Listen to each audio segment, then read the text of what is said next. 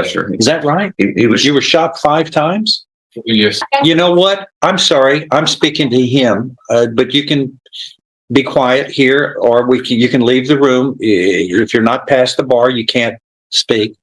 It's still a crime. Okay. Okay. The younger you get, the worse the crime is. Okay. It's crowded with people, and there you are flailing at the man with a firearm in your right hand, just hitting him in the head and about him with a firearm. Now call 23 CR 1655 over here. You can wave here in a second, but let's take care of business here. 23 CR 1655, the state of Texas versus Vicarian Beatty Sr. That's you, sir? Yes, sir. Present with your attorney, Mr. Dusler, and the state's attorney. Earlier, you pleaded guilty to this indictment of aggravated assault with a deadly weapon.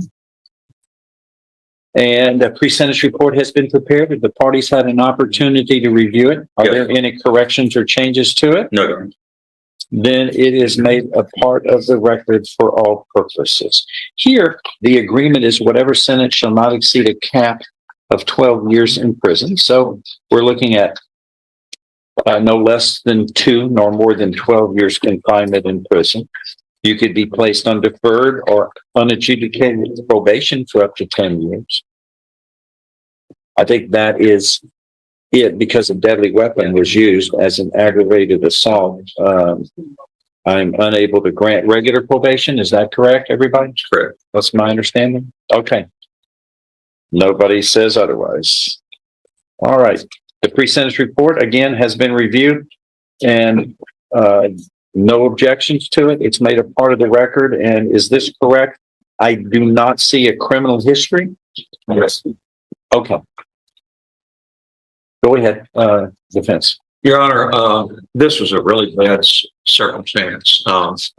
This will be the first case that you've seen arising out of a situation where there were a group of men that were all together, which I think he was the youngest, that all were involved in a assault late at night, 3 or 4 o'clock in the morning, Concord Road in Beaumont.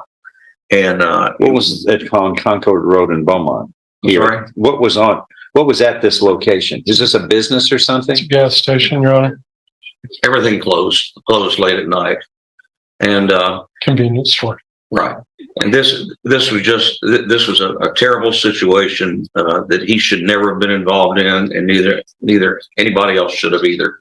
He's the first person that's come before you that's entered a plea concerning this case. We have no justification whatsoever for the facts of the case. The victim in the case was beaten by several individuals who were there, all he and the co-defendants, including my client. But here's the significant part as far as my client's concerned. He's 20 years of age, and from the very beginning of the time that I visited with him, he has expressed sincere remorse about this. I think that the PSI report that has been done by the probation officer is an excellent and very thorough report. I think it is quite clearly set out his involvement in the case, as well as his personal background and his remorse for being involved in this incident. Basically, this is a young man who is not used to drinking alcohol. He's never had alcohol. He's never had any drug problems. Tells me he's never ever even used drugs once in his life before. And on this occasion, he was out with a bunch of guys and drank alcohol pretty much for the first time, and it influenced him being involved in this situation with all these other guys. He has, as the court has pointed out, he has 0 criminal history. Not as a juvenile, not as a misdemeanor, not as an adult, anything. And I think that speaks highly to the type of young man that we've got here.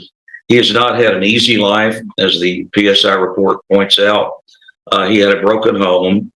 He was not able to complete school, but the primary reason for that is he actually fathered a child at age 13. He lives with the mother of the child today, some 7 years later. How old was the mother? How old was the mother of the child at the time? Same age? Yes, sir. Okay. Does anybody see a problem with that? It's a terrible problem. It's a horrible problem. 2 13-year-olds. Is that a crime? Yes. He was age 13. It's still a crime. Okay. Okay. The younger you get, the worse the crime is. Okay.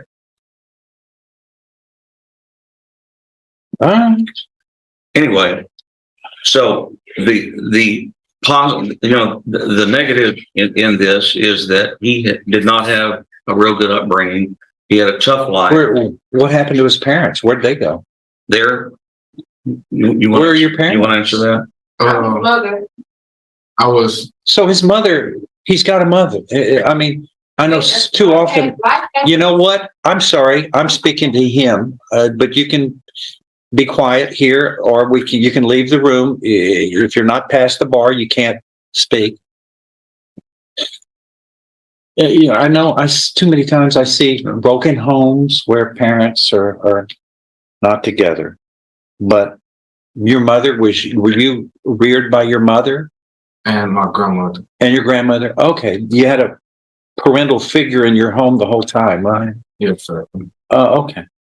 It's too bad that your dad, well, I'm sure there was some reason for that, but it's important. It takes two people. I'm a father, I'm a grandfather, and it takes all adults to help rear a child properly. Okay. And the PSI also points out that his father actually went to prison for conviction for robbery at one time. So I'm sure that didn't help in his growing up at all. He was not able to complete high school. He completed the 10th grade. But the point is, when he left school at 16 or 17 years of age, basically, he was doing that to try to support his child. The responsible part of this young man shows that even though as a child at age 13, he fathered a child, he accepted and knew his responsibility to try to take care of this child, tried to go to school as much as he could, but then dropped out. Where? When did you drop out? How far did you go in school? 10th grade. Right. About age 16, 17. Yes. I can't find that. Where was that? That's on page 3, the top of page 3 of the PSI report. It says here that you view your father as a role model. Is that right? Now. Because he got out and cleaned up his act. Yes, sir. Okay. I see that this was all on a video, Yes. captured on a video. Yes. I've never seen that. Does anybody have it? The state's He's got it. got prompted. When it's my turn, I'm going to tender it as State's Exhibit 2 and play it for the court. Okay. Go ahead.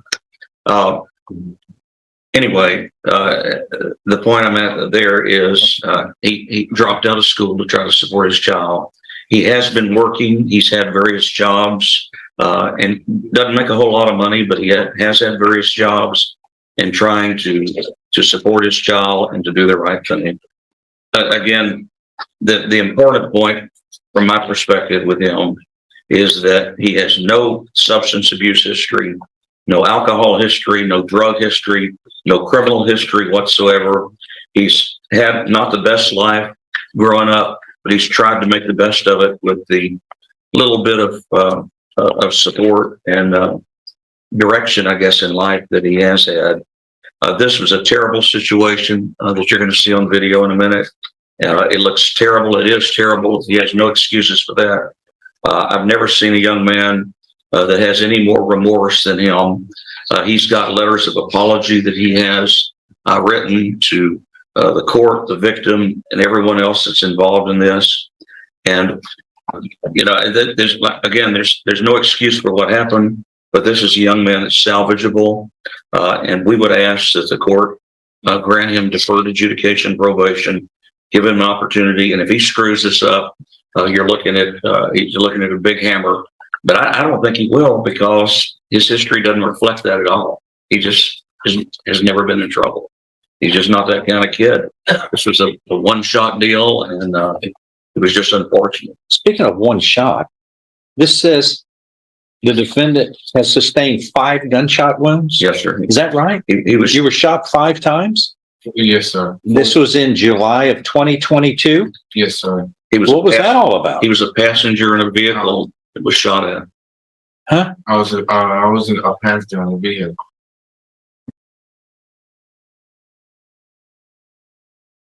When and where did that occur? July the 4th, on Gulf.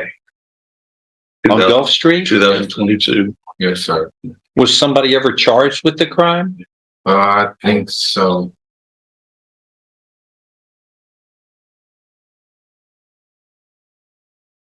And he also has several surgeries as a result of that. So, It was on Gulf Street on July 4th? Yes, What sir. time of day? It was I can get the report, I guess, on that here. during the morning time. Sir? Sometime during the morning. No, when in the morning? daylight or Daylight. I say about 12, 1, or 11. 11, 12, or 1. In the morning? Near noon? Yes, sir. Almost noon? Yes, sir. Says,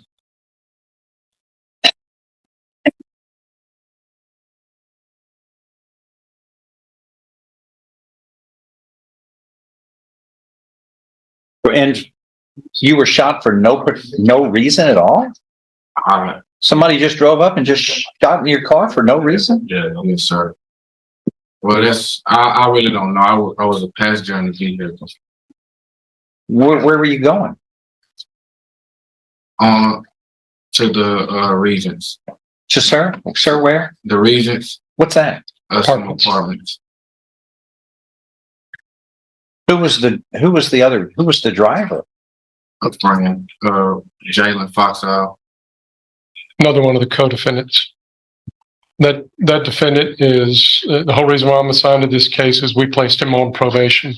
That individual, Who placed who on probation? Jalen Foxall, he's one of the 9 individuals involved in this event you're going to see.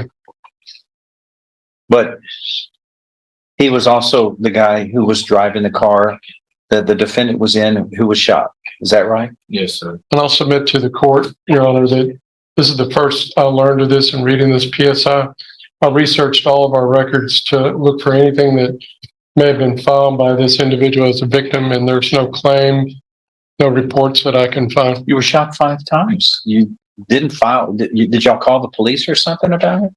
Yes, sir. Well, the police was pulled up right in front of me right after it happened. Maybe that it's reported under somebody else's name, but I couldn't find it underneath his name. How long were you? It says, a month in the hospital. Yes, sir. Wow. I'm looking at it. So you were seriously injured, though, weren't you?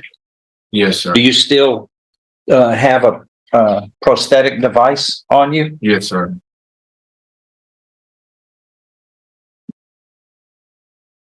Okay.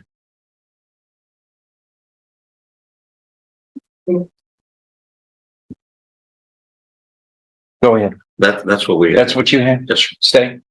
Judge, I submit, I want to highlight a couple of things, and then I want to tender State's Exhibit 2.